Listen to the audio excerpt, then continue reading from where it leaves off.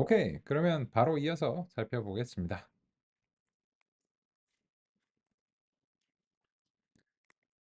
우리는 퍼셉트론의 이제 한계를 이제 크게 두 가지 이제 방향성에서 논의를 하고 있는데, 첫 번째 논의는 1960년대에 마무리가 됐고요. 두 번째 문제인 이 엑소얼의 문제는 1970년대에 가까워지는 그런 이제 논의입니다. 그래서 이제 그 문제를 살펴보기 위해서 다음과 같이 이 두 개의 OR과 XOR을 시각적으로 이제 했고요. 성공적인 결정 경계의 이제 예시를 우리가 이제 학습을 통해서 이 결정 경계의 값을 이제 획득할 수 있는데, 그 값은 어쨌든지 0과 1을 분리해내면 되는 거죠.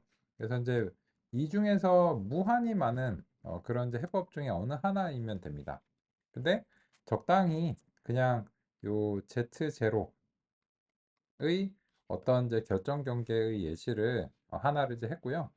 그래서 이제 요 위쪽에서는 실제로 이제 1로 예측을 하고, 아래쪽에서는 이제 0 또는 마이너스 1로 이제 예측을 하도록 할 수 있죠.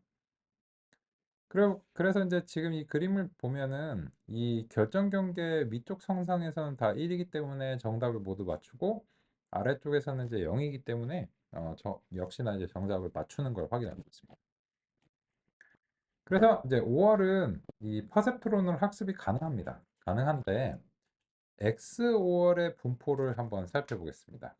XOR에서 우리가 예를 들어서 이런 식으로 결정 경계를 이제 형성한다 라고 하면은, 여기는 1이고 여기는 0이기 때문에 분류에 이제 실패를 하죠. 그러면 이제 요 사이에 있는 직선은 다 실패할 것이기 때문에 시도할 필요가 없고, 그러면 이제 요쪽으로 이런 식으로 이제 경계가 이제 형성이 되는 거를 생각해 보면, 역시나 얘가 1이고 얘가 0이기 때문에 이쪽 계열의 직선들은 다 실패합니다. 그렇다면 이거를 성공시킬 수 있는 직선은 없다는 사실을 알 수 있어요. 근데 그러면 직선을 안 쓰면 되잖아 라고 하실 수 있는데, 그게 문제입니다. 왜냐하면 이 이게 로지스틱 회귀를 쓴다고 해도 선형 모형이면 어쩔 수 없는 부분이 있는데, 바로 이제 이런 부분입니다.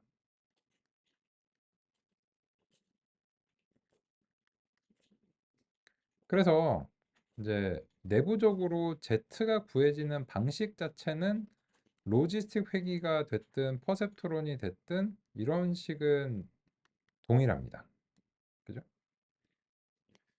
그리고 이제 이 퍼셉트론과 로지스틱 회귀는 이 다음의 이야기예요. 퍼셉트론의 경우에는 계산 함수로 바로 활성화를 해버리고, 로지스틱 리그레션 같은 경우에는 이거를 시그모이드로 한번 처리를 해서 수학적인 안정성을 도모했는데, 그거는 요 다음의 이야기거든요.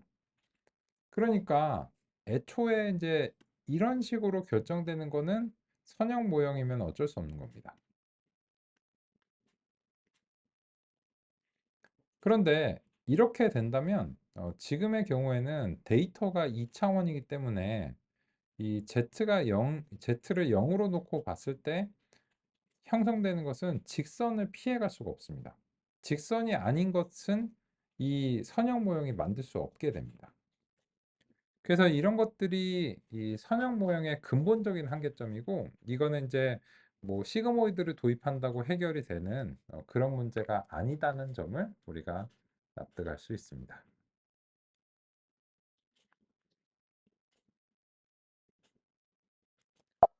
그러면 교재랑 한번 싱크를 맞춰 보겠습니다. 이제는 드디어 이제 교재랑 좀 싱크를 맞출 수 있는데, 여기서 54페이지의 2.4절의 퍼센트론의 한계는 도전 XOR 게이트 이렇게 이제 됐고, 55페이지에서는 이 5월 게이트에 대해서 성공적으로 수행하는 어떤 의미의 결정 경계를 시각적으로 보여주고 있습니다. 그걸 우리가 이제 그렸죠. 그죠? 이거는 이제 그냥 무조건 되는 거예요. 어제도 확인을 했고. 그런데 방금 전에 소개해드린 엑소월의 패턴은 이거는 직선으로 이제 해결이 안 되기 때문에 이거는 이제 비선형적인 모형이 이제 필요하다는 것입니다. 그런데 문제는 퍼셉트론으로 그게 해결이 안 되니까 뭔가 이제 다른 해법이 필요하다는 겁니다. 그래서 그러한 한계점에 대해서 좀 이름을 붙여주고 진행하도록 하겠습니다. 가설 공간이라는 용어를 같이 공감해 보도록 하겠습니다. 모델이 표현할 수 있는 가능성의 영역을 가설 공간이라고 합니다. 선형 모델의 경우 직선, 평면, 초평면과 같은 선형적 표현들이 가설 공간에 포함됩니다. 기계학습 모델을 선택한다는 것은 궁극적으로는 가설 공간을 선택하는 것이라고 할 수 있습니다. 가설 공간 이내에서 데이터 집합에 적합한 특정한 설정을 찾아내는 것은 모델이 학습 과정에서 수행하기를 기대합니다. 선형 모델이 가설 공간을 탐색하는 것을 시각적으로 형상화하기 위해 1차원의 데이터를 가정하겠습니다. 손실을 최소화하는 가장 바람직한 기울기를 찾아내는 과정이 곧 선형 모델의 학습입니다. 그것은 직선의 기울기를 찾아내는 과정이라고 할 수 있습니다. 이때 그림을 단순하게 제시하기 위해 편향은 0인 경우를 가정했습니다. 실제로는 편향까지 고려해야 합니다. 만약 대상 데이터 집합이 선택된 모델의 가설 공간 내에서 표현이 어렵다면 최적화에 실패합니다. 이런 경우라면 보다 넓은 가설 공간을 갖거나 다른 형태의 가설 공간을 갖는 모델을 선택해 적용하고 평가하는 것이 필요합니다. 대부분의 데이터들은 시각화가 어렵거나 불가능하기 때문에 어떤 모델이 적절할지 미리 알아내는 것은 사실상 불가능합니다. 그렇기 때문에 다양한 모델들을 적용해 보는 수밖에 없습니다. 그 과정에서 보다 적절한 모델을 찾을 수 있습니다. 그런데 기계학습이 데이터에 맞춰 가설 공간 자체를 확대하는 것은 불가능합니다.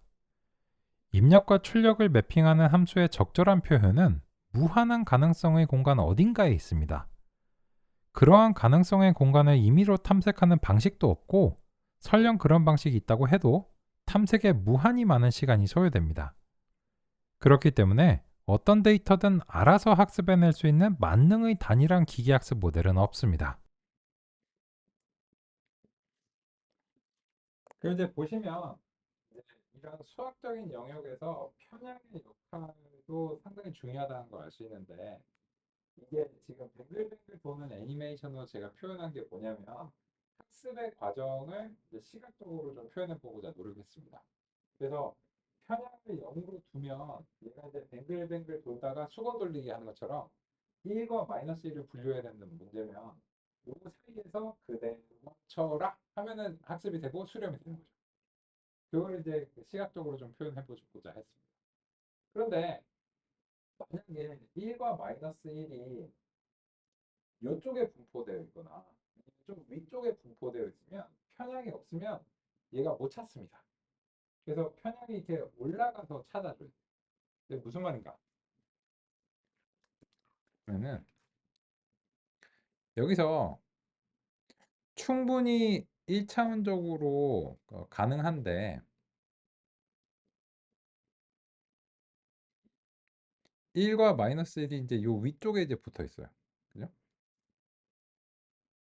그러면은 이제 물론 이제 요렇게 해서 이제 찾을 수도 있는데 요거보다는 좀 더 그 나은 사례. 이게 이 원점에만 갇혀 있게 되면은 이제 해결이 안 되는 문제도 있다는 겁니다. 그래서 이제 편향을 위쪽으로 이제 움직여서 해결하거나 혹은 아래쪽으로 움직여서 해결해야 되는 경우도 있고 그래서 이제 편향까지 고려를 해야 전체적으로 가설 공간이 이제 최대한으로 이제 넓어집니다. 그런데 이제 이 빙글빙글 돌다가 최적의 지점을 찾을 수 있다면 좋겠죠. 최적의 어떤 결정 경계를 찾을 수 있다면 좋을 텐데 만약에 지금 엑소월의 문제와 같은 경우에는 그런 가설 공간을 아무리 열심히 찾으려고 해도 찾을 수가 없다는 겁니다. 그죠? 선형 모델의 근본적 한계는 비선형적 데이터를 극복하지 못한다는 것입니다. 예를 들어 OR과 XOR 논리 회로의 사례를 살펴보겠습니다. 논리 회로의 입력은 두 가지이기 때문에 2차원 공간에서 표현이 가능합니다. 출력은 0 또는 1이기 때문에 분류의 문제입니다.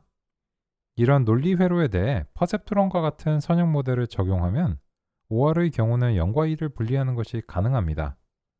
하지만 XOR 출력은 비선형적 분포라 단일한 퍼셉트론으로는 온전한 결정 경계를 생성할 수 없습니다. 즉, 퍼셉트론이 모든 논리 회로를 구현하지는 못합니다. 왜냐하면 선형 결정 경계만 표현이 가능하기 때문입니다. 우리가 관심 있는 데이터는 5월과 같은 선형적이기보다는 대체로 비선형적일 가능성이 훨씬 높습니다. 우주의 모든 것들은 엔트로피가 증가하는 중이고 엔트로피가 높다는 것은 비선형성을 의미합니다. 그런데 선형 모델은 XOR로 대표되는 비선형 분포를 제대로 표현할 수 없기 때문에 제한적입니다. 특성을 추가로 수집하거나 다항식 차원 확장과 같은 특성 공학을 사용해 특성 차원을 증가시키는 방법으로 비선형 분포에 대한 한계를 어느 정도 극복하기도 합니다. 하지만 이러한 방식은 선형 모델 자체의 능력은 아닙니다. 분류의 사례로서 제시한 선형 모델의 한계는 회귀 분석의 경우에도 마찬가지입니다. 즉, 선형 모델은 가설 공간이 제한적이기 때문에 적용할 수 있는 데이터가 한정적입니다. 만약 데이터가 비선형성이 강하다면 선형 모델의 가설 공간을 벗어날 수 있는 또 다른 형태의 알고리즘이 필요합니다. 그런 방향성이 여러 가지가 있습니다. 여러 가지 이제 방향성이 이제 있는데 그 점에 대해서 우리가 이제 그 모든 여러 가지 가능성을 여기서 이제 논의할 수는 없고 우리는 이제 주요하게는 신경망 기반으로 논의를 하고자 하고 왜냐하면 딥러닝을 신경망으로 수행하고 있기 때문입니다. 그래서 그거를 극복하는 이제 방향성으로서 신경망적인 방향성은 2.5절의 다층 퍼셉트론입니다. 그래서 우리는 드디어 이제 신경망으로 향해 가는 논의의 이제 기반을 이제 다졌고 그런 논의를 향해서 가보기 위해서 노력해 보겠습니다.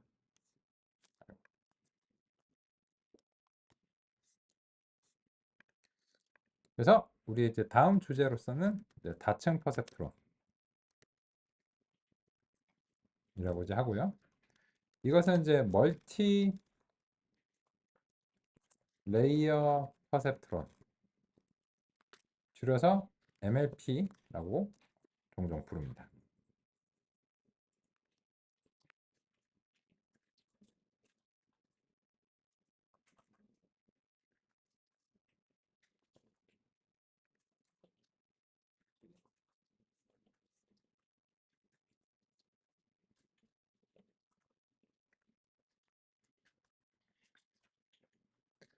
그러면 멀티레이어 퍼셉트론이 뭐길래 현재 우리의 고민을 해결해 준다는 걸까? 그런 점을 먼저 간단한 논리적인 솔루션을 살펴보고 이걸 실제 구현을 통해서 확인해 보겠습니다. 단일 퍼셉트론으로는 어렵지만 여러 개의 퍼셉트론을 겹겹이 쌓아 적절하게 구성하면 비선형적 데이터를 극복할 수 있습니다. 각각 낸드 5월 엔드로 동작하는 퍼셉트론을 다음과 같이 구성하면 낸드와 5월 출력을 다시 엔드에 입력으로 하여 최종적으로는 XOR의 출력을 발생하는 것을 확인할 수 있습니다. 그래서 이미 1960년대 선형 모델이 발전되던 시절부터 다층 퍼셉트론 또는 인공신경망이 발전 방향이라는 것은 공감된 상태였습니다. 인공신경망은 간략하게 그냥 신경망이라고 하는 경우가 많습니다. 또한 다층 퍼셉트론과 신경망은 같은 용어입니다. 요새 신경망은 종종 딥러닝이라고 합니다. 하지만 기술적으로 신경망과 딥러닝은 완전히 동의어라고 하기는 어렵습니다. 신경망으로 딥러닝을 구성하지만 모든 신경망이 딥러닝은 아닙니다. 신경망으로 딥러닝을 수행하기 위해서 21세기에 여러 발전이 필요했습니다. 그런 거창한 논의는 차치하고서 일단은 XOR의 문제가 해결이 돼야 간단한 문제를 해결할 수 있어야 복잡한 것도 해결이 가능하겠죠. 그러면 이제 방향성은 크게 두 가지입니다. 퍼셉트론을 버리는 방향이 있죠. 얘는 선형적인 문제밖에 해결이 안 되기 때문에 퍼셉트론을 이제 버리는 방향성이 있는데, 아니 애써서 퍼셉트론을 이제 살펴봤는데 퍼셉트론 왜 버려? 이런 이제 그 논의가 있겠죠. 그래서 이제 퍼셉트론 자체가 이 인간 두뇌의 뉴런을 모방하려고 이제 노력한 이 MCP 뉴런에 기반을 하고 있잖아요. 그러니까 이런 거죠. 우리 두뇌에서 그 뉴런 세포를 하나 뻥 뽑아내서 이 뉴런 세포가 바로 이성주다, 이렇게 얘기하는 건 좀 무리가 있습니다. 그죠? 그것들의 조합이 인지를 만든다라고 할 수 있겠죠. 마찬가지로 퍼셉트론으로 문제를 해결을 다 하려고 하는 것은 마치 뉴런의 단세포 하나로 두뇌를 만들려고 하는 것과 마찬가지로 당연히 무리가 있고 애초에 그런 계획도 아니었다는 사실을 알 수 있어요. 그래서 이제 퍼셉트론 자체로서는 학습이 되는 건 알았지만 이거 하나로 해결하려는 게 애초에 목적이 아니었기 때문에 그거를 조합해서 복잡한 문제를 해결할 수 있는가가 이제 관건입니다. 그런데 그러면 이제 그 주어진 엑소어의 문제를 해결할 수 있는가를 간단한 퍼즐로 살펴보겠습니다. 보시면 이제 낸드와 5월의 출력이 최종 출력이 아닌 중간 출력이 되도록 이제 구성을 해보겠습니다. 그래서 이제 최종 출력을 종종 Y라고 부르고 입력을 X라고 이제 부르기 때문에 그 중에 이제 적당히 사용되지 않은 문자를 선택해서 중간 출력으로 이제 하겠습니다. 임의의 이제 선택이죠. 그러면 낸드의 출력은 다음과 같고 5월의 출력은 다음과 같습니다. 당연한 얘기. 근데 이게 해결이 안 되는데 이 낸드와 5월의 출력을 다시 end로 한번 처리해 보겠습니다. 그러면 end가 받는 입력은 이제 실제 이제 최초의 입력이 아니고 낸드와 5월의 출력이 end의 입력이 되는 겁니다. 근데 그렇게 하는 경우에 이 1 and 0은 0이고 1 and 1은 1이고 1 and 1은 1이고 0 and 1은 0입니다. 그러면 결과적으로는 이런 방식으로 하면 이 중간에 뭘 어떻게 했는지 모르겠지만 어쨌든지 결론적으로 00이 들어갔을 때 0이 나오고 01이 들어갔을 때 1이 나오고 10이 들어갔을 때 1이 나오고 11이 들어갔을 때 0이 나온다면 결과적으로는 이것은 XOR의 출력을 발생하는 구성이다 라고 하는 점을 간단한 퍼즐로 확인이 가능합니다. 그러면 이게 간단한 퍼즐로 확인은 했는데 실제로 이제 구현을 해보면 더 그 유의미하니까 같이 이제 살펴보겠습니다. 먼저 그 퍼셉트론을 기반으로 퍼셉트론 이제 기본 이제 단위가 돼야 되기 때문에 퍼셉트론으로 엔드랜드 5월을 이제 재현을 하겠습니다. 그럼 이제 퍼셉트론이고요. 그럼 이제 엔드 퍼셉트론을 만들려면 이제 W 값을 우리가 이제 그냥 어제 학습시키는 건 조금 귀찮으니까 그냥 알고 있는 값을 그냥 바로 이제 심어가지고 하겠습니다. 그리고 이제 이렇게 이제 됐을 때 end에 대해서 그 아까 이제 진리표의 입력 네 가지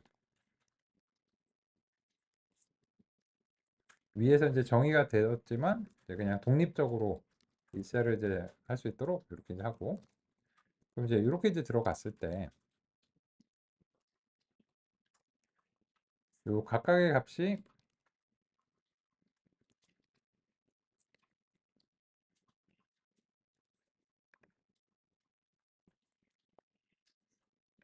이렇게 되면 end가 재현이 된 거죠.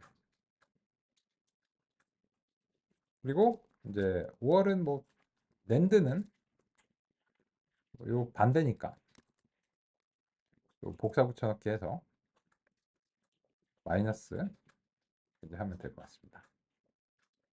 그리고 어서션을 통해서 이제 실제로 이 출력이 이제 맞는지 확인을 하시기를 권장합니다. 안 그러면 이제 어딘가 사소한 데 틀릴 수 있으니까요.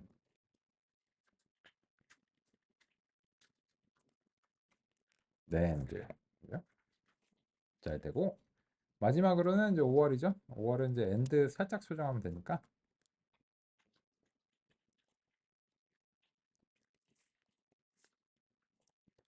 5월 이렇게 이제 하고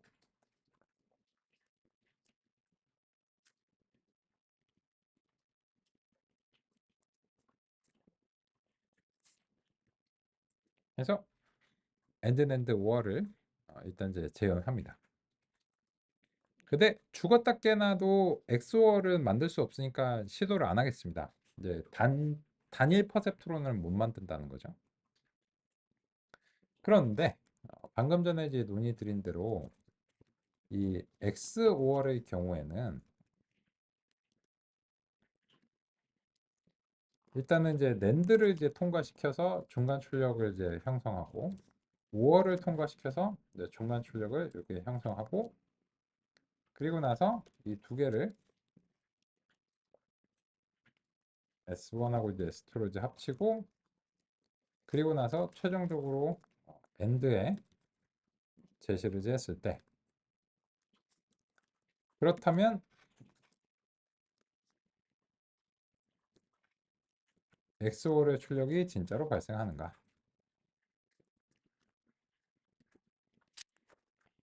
라고 하는 점을 다음과 같이 확인해 보도록 하겠습니다.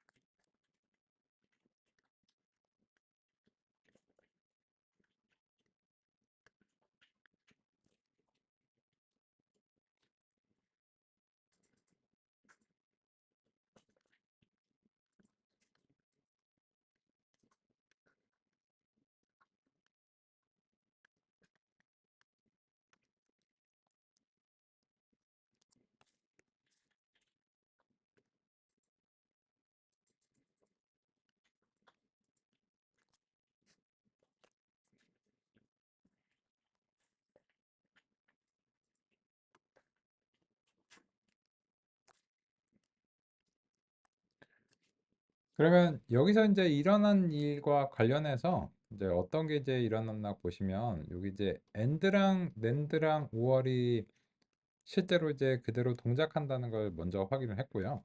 그리고 나서 이제 XOR은 이것들을 이제 조합하는 함수의 형식으로 제시를 이제 해봤습니다. 근데 보시면 이제 낸드의 출력이 그 최종 출력이 아닌 이제 중간 출력으로서 이제 S1, 5월은 이제 S2 이렇게 이제 했는데 이게 엔드의 입력이 돼야 돼요. 근데 엔드가 두 개의 입력을 기대하고 있습니다.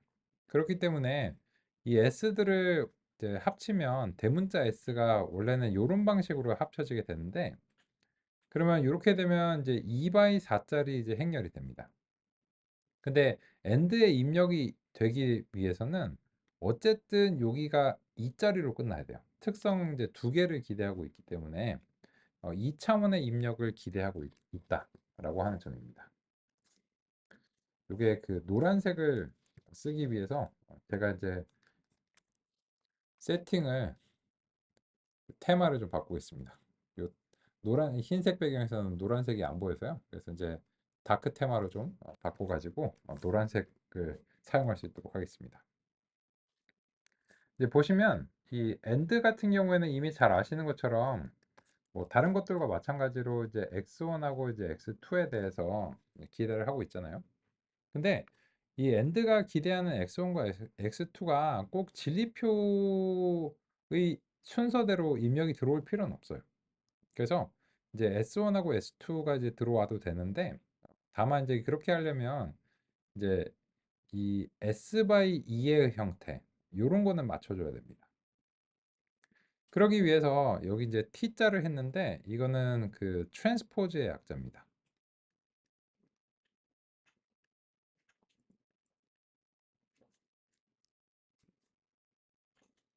이거는 2차원에서는 행과 열을 바꾸는 기능을 합니다.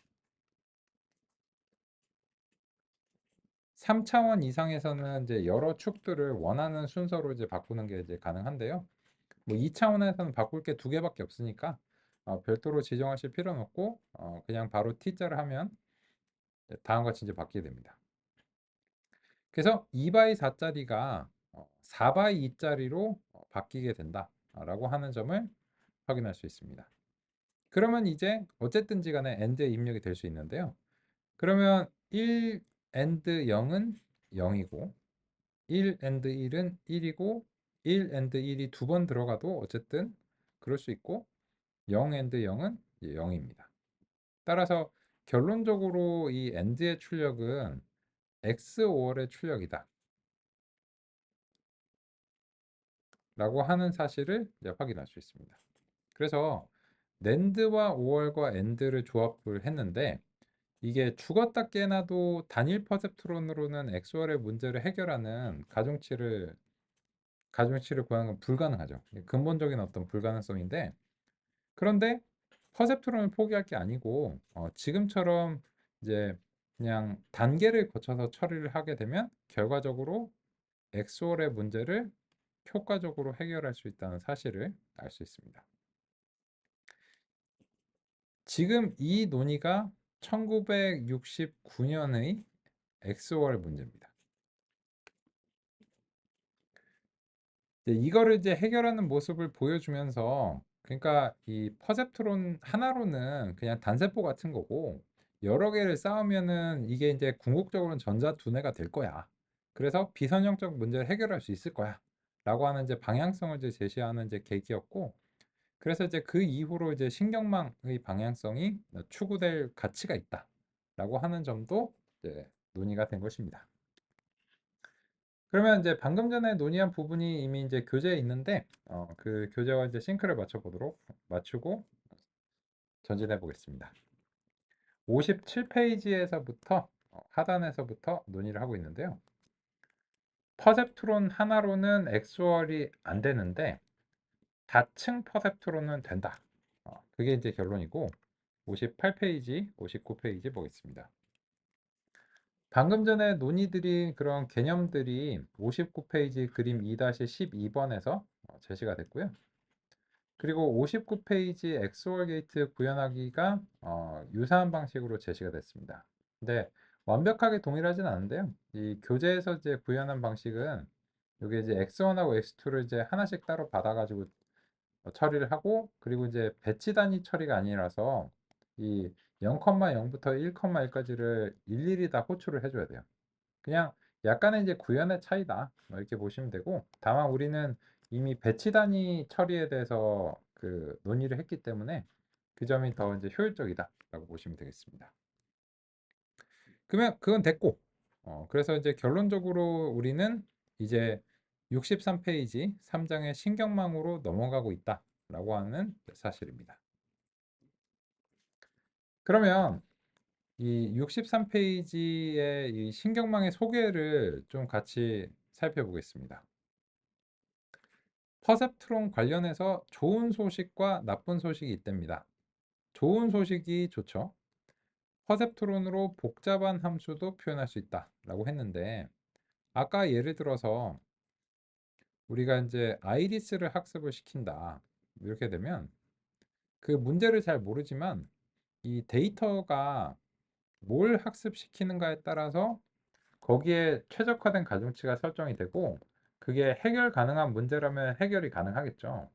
따라서 요 함수가 이제 퍼셉트론이다 라고 하면 이 퍼셉트론은 이제 먹여주는 데이터에 따라서 매개 변수를 다르게 설정하기 때문에 이거는 이제 그 다양한 함수가 될 수 있는 가능성을 내포하고 있는 거죠.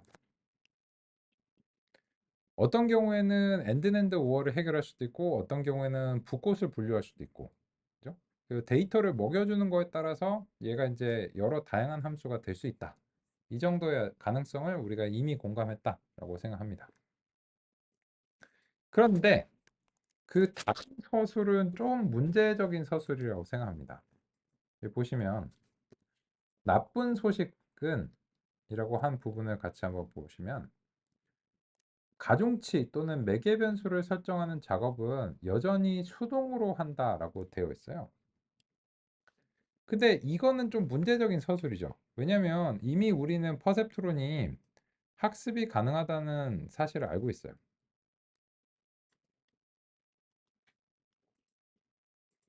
지도 학습 알고리즘이죠. 근데 이렇게 말하면 이 퍼셉트론 만드신 분이 무덤에서 벌떡 일어납니다. 그죠? 왜냐면 이 퍼셉트 MCP 뉴런이 1943년에 나오고 그리고 나서 15년이나 공을 들여서 그 학습 알고리즘을 만들어 놨더니만 여기서 학습이 안 된다는 식으로 얘기를 해버려요. 그러면 안 되겠죠. 그죠?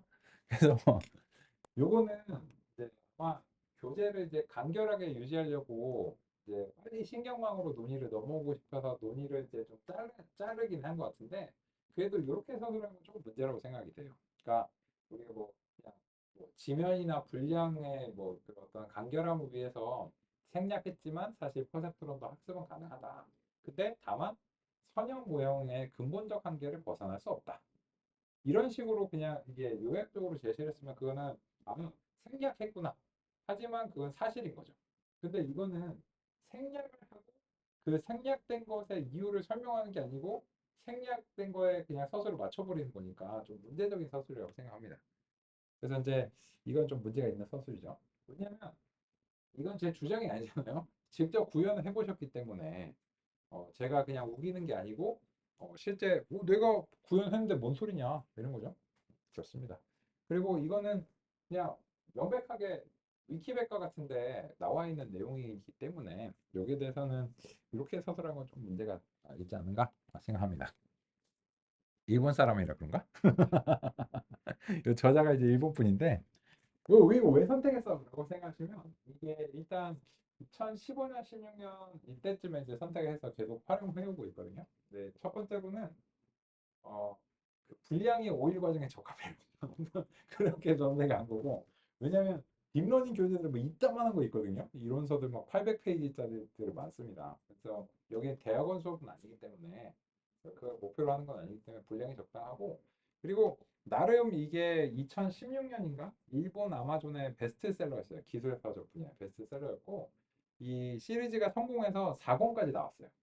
그러니까 뭐 RNN에 대한 뭐 설명과 이렇게 해서 이 시리즈가 이제 4개나 나왔거든요. 그래서 이제 나름 시장의 선택을 받긴 했다라고 이제 생각을 하고 그래서 여전히 이제 하긴 하는데 그럼에도 불구하고 이게 좀 약간씩 그 문제 있는 서술들이 간혹 있습니다. 많진 않아요. 한 이제 한 두세 군데 이제 되는데 근데 그런 그 문제 있는 서식이 완전히 사실적으로 좀 틀렸다라고 평가되는 부분들이 좀 있어요. 제 생각에. 그래서 이제 그런 부분은 제가 말씀드릴게요.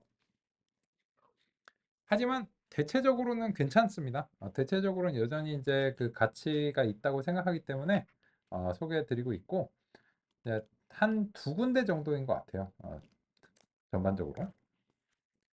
그래서 이제 이 부분은 이제 직접 평가가 가능하시다라고 생각합니다. 그렇고요. 그래서 이제 이 다음 문단을 같이 공감해 보겠습니다. 보시면 신경망은 이 나쁜 소식을 해결해 주는데 가중치 매개 변수의 적절한 값을 데이터로부터 자동으로 학습하는 능력이 신경망의 중요한 성질이다라고 했는데 이거는 틀린 말은 아닌데 문맥이 좀 이상하잖아요. 그러니까 퍼셉트론은 학습이 안 되는데 신경망은 학습이 된다. 그래서 좋다. 이런 어떤 문맥이잖아요. 그래서 요 다음 문단은 틀린 말은 아니지만 그러면은 로지스틱 리그레션은요? 로지스틱 리그레션도 학습이 되면 그러면 로지스틱 리그레션은 신경망이냐? 아니거든요. 그래서 이제 이 맥락 자체가 조금 문제가 있기 때문에 다음 맥락도 좀 혼선을 초래할 가능성이 있다. 그런 점을 언급을 안 드릴 수는 없을 것 같습니다. 그렇고요. 하지만 전체에 비하면 상대적으로 사소한 문제다라고 생각합니다. 하여튼 이제 그렇고요. 그러면 64페이지로 넘어가 보도록 하겠습니다. 이제 신경망의 이제 기본 구성과 용어에 대해서 이제 살펴보겠습니다.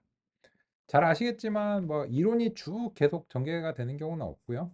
이제 그 간략하게 소개해 드린 다음에 실습을 통해서 먼저 확인을 해보고 그 다음에 이제 교재랑 싱크 맞춰보고 이렇게 이제 하겠습니다. 그래서 지금부터 이제 소개해 드릴 내용은 신경망을 실습할 수 있는 최소한의 수준으로 일단 그 빨리 말씀을 드리고 그리고 이제 실습을 해나가는 과정에서 이제 보강해서 말씀을 드리면서 이제 가겠습니다. 신경망의 구성과 관련해서 기본적인 용어 확인하고 가겠습니다. 신경망은 여러 개의 퍼셉트론이 여러 계층으로 구성됩니다. 신경망이 비선형적 데이터를 극복하는 데 핵심적 구성이 바로 여러 층의 퍼셉트론입니다. 단일 퍼셉트론은 상대적으로 입력과 출력이 직접 연결되어 있습니다. 비교해서 신경망은 입력과 출력 사이에 여러 층이 있어 간접적으로 연결되어 있습니다. 그래서 입력과 출력 사이에 삽입되는 층들은 은닉층이라고 합니다. 은닉층은 한 개 이상의 뉴런으로 구성됩니다. 뉴런의 개수는 데이터셋의 복잡도와 관련이 있습니다. 데이터셋이 복잡할수록 뉴런의 개수가 증가해야 효과적일 가능성이 높습니다. 은닉층 깊이도 역시나 신경망 모델 표현력에 중요한 영향을 미칩니다. 역시 데이터가 복잡할수록 여러 계층이 필요할 수 있습니다.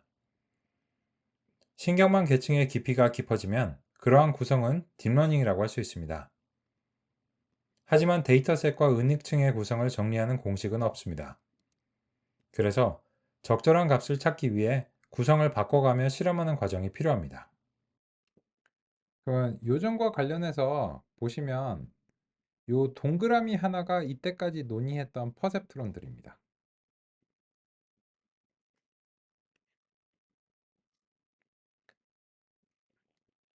그런데 퍼셉트론을 여러 개 사용하는 것만으로는 신경망이라고 하진 않습니다.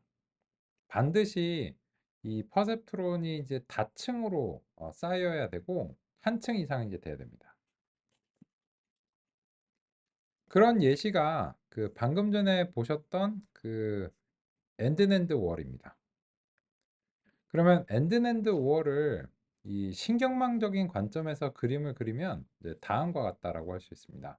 그래서 낸드랑 5월을 구성하는 퍼셉트론이 1층의 은닉층을 구성하고요. 그리고 그 출력 자체가 어, 마지막 2층에 엔드로 전달돼서 최종적으로 이제 형성이 되는데요.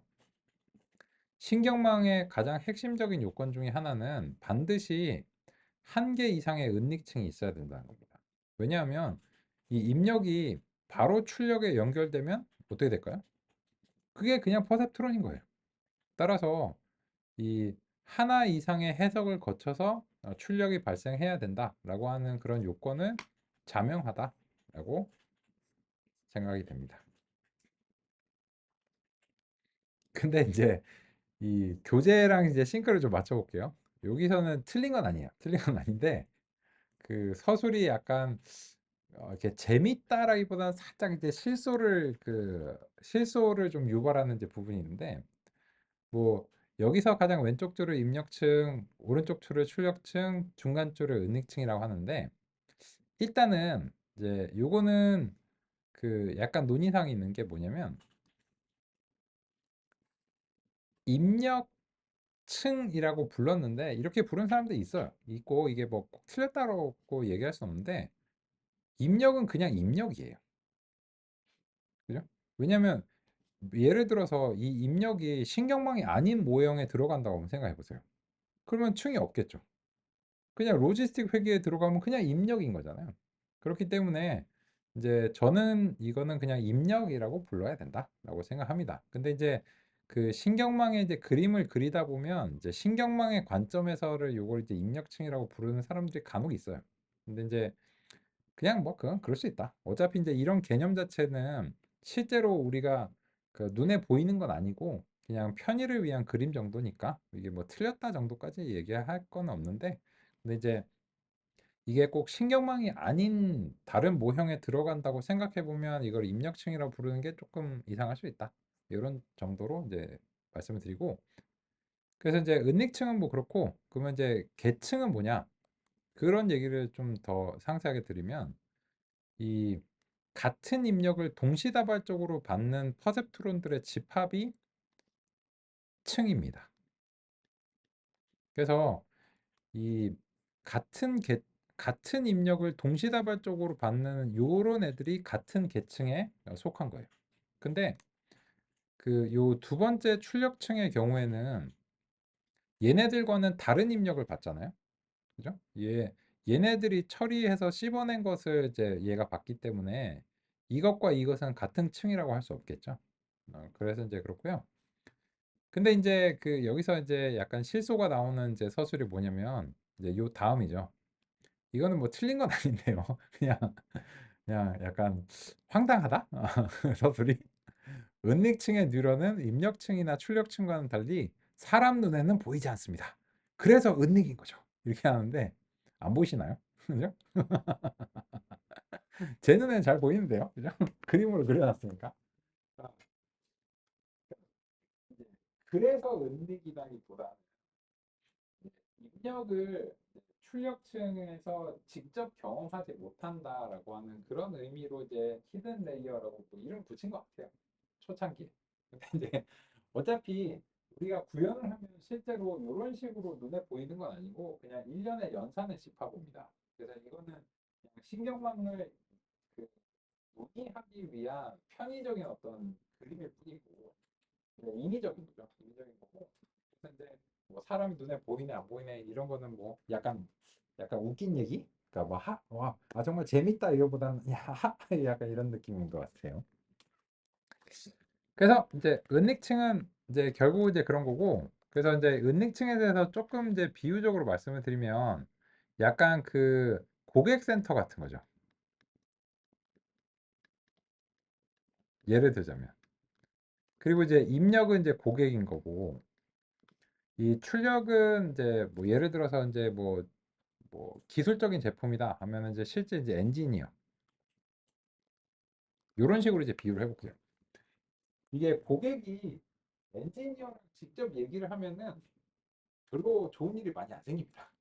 그죠? 왜냐면 엔지니어는 고객을 상대하기 싫고 고객은 엔지니어한테 뭐라고 말을 해야 될지 모르겠거든요. 그러니까 정확한 기술적인 용어로 말씀해 주십시오. 뭐 이렇게 얘기를 하잖아요, 엔지니어가. 근데 그거를 모르니까 상담하는 거고 고객인 거 아니에요.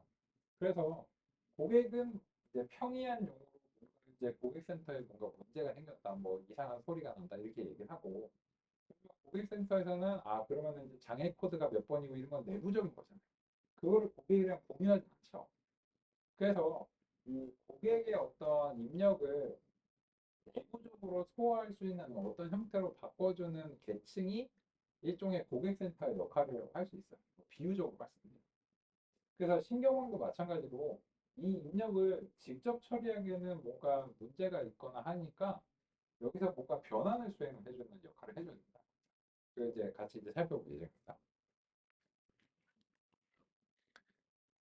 그래서 이제 처음 소개해드리는 부분이라서 어느 정도 좀 이론적인 얘기가 있는데요. 이제 가급적이면 간결하게 논의드리겠습니다.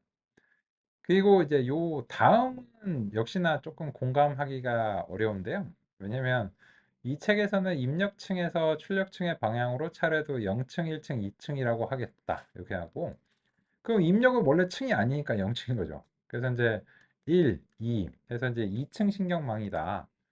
요렇게 이제 얘기를 하는 겁니다. 입력은 빼고 당연히 얘기하는 거니까. 근데 입력을 층이라고 불러보니까 얘를 0층이라 불러야 되잖아요. 그래서 이제 그게 약간 어색한데, 근데 요 다음은 황당해요. 약간 층 번호를 0부터 시작하는 이유는 파이썬의 배열의 인덱스도 0부터 시작하여 나중에 구현할 때 짝짓기 표현하기 때문입니다. 네? 약간 약간 약간 이런 거죠. 그래서 이거 조금 황당한 얘기다. 하여튼 그렇습니다. 그죠? 뭐 이렇게 뭐 틀렸다 맞았다 뭐 이렇게 얘기하기는 좀 그렇고, 예, 그렇습니다. 그래서 하여튼 이제 그렇고요. 그래서 이제 여기 보시면 이 워닝 이렇게 나오고 신경망에 모두 3층으로 구성됩니다만 가중치를 갖는 층은 이계 층이기 때문에 2층 신경망이라고 합니다. 입력을 층으로 안 부르면 이런 얘기 할 필요 없잖아요. 그죠? 그래서 어, 하여튼 그렇습니다. 이제 직접 판단하시리라 생각합니다. 그럼 이제 그렇고, 그러면 결국은 이제 어쩌고 저쩌고인데, 결국은 얘네들이 퍼셉트론이라는 얘기니까는 연산 자체는 이미 알고 있어요. 근데 이제 이 동시다발적으로 입력을 이제 받아서 처리를 하고 그거를 다시 출력으로 넘기고 이런 방식이다라고 하는 점이고, 그래서 이제 65페이지에 보시면 이제 2장의 퍼셉트론 복습이 나오는데 그 점은 우리가 할 필요 없을 것 같아요. 할 필요 없고, 다만 이제 여기서 조금 궁금하실 만한 점이 있어서 그림 3-3만 약간 짚고 넘어가겠습니다. 요건 이제 뭐냐?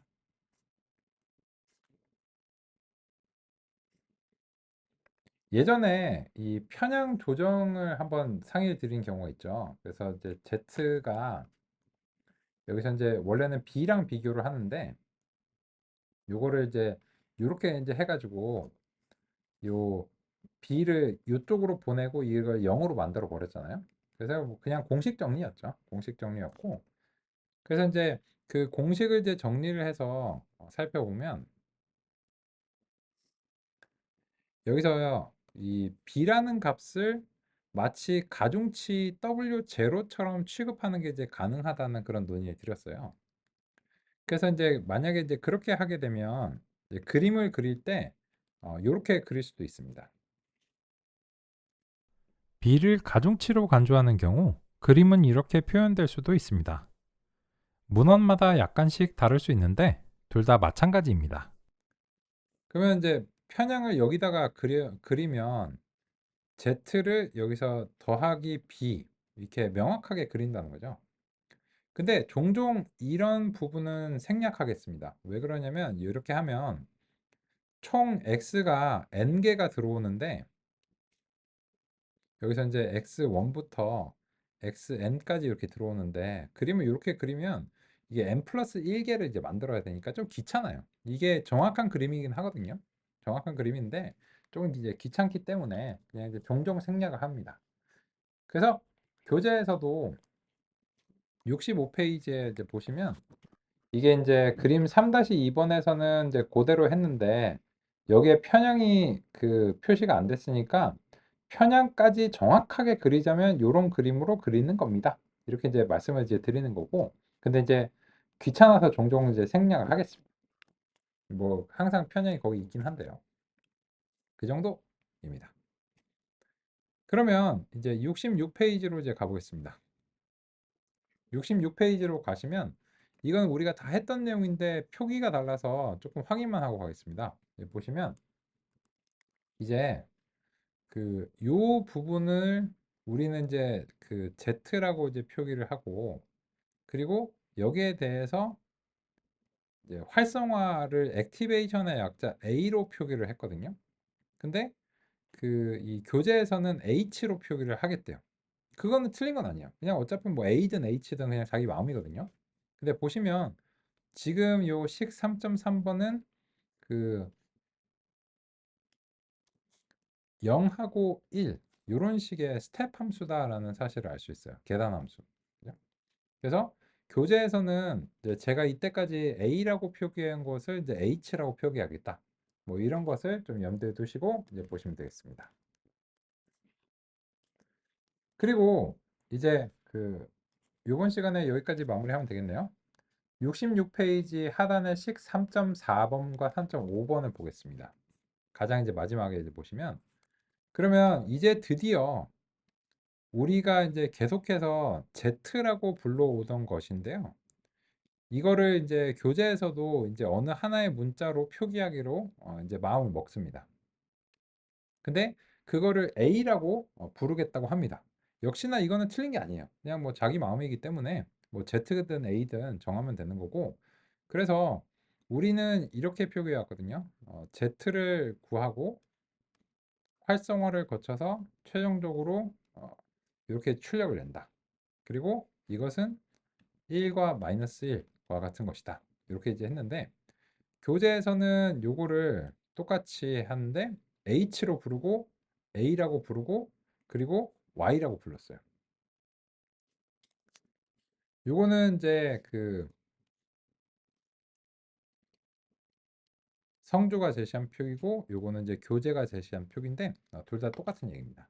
다만 이제 그냥 그 저는 이제 예전에 봐왔던 문헌들에서 이런 표기를 계속 활용을 해왔기 때문에 이런 표기를 이제 선호하고 있고 그뭐 문헌마다 뭐 조금씩 다르고요. 그래서 이건 틀린 건 아닌데 다만 이제 제가 사용하는 표기랑 좀 다르다 보니까 이렇게 이제 싱크를 맞추는 과정까지 마무리해 보겠습니다. 오케이. 그러면 일단 쉬는 시간 이후에 이어서 살펴보도록 하겠습니다.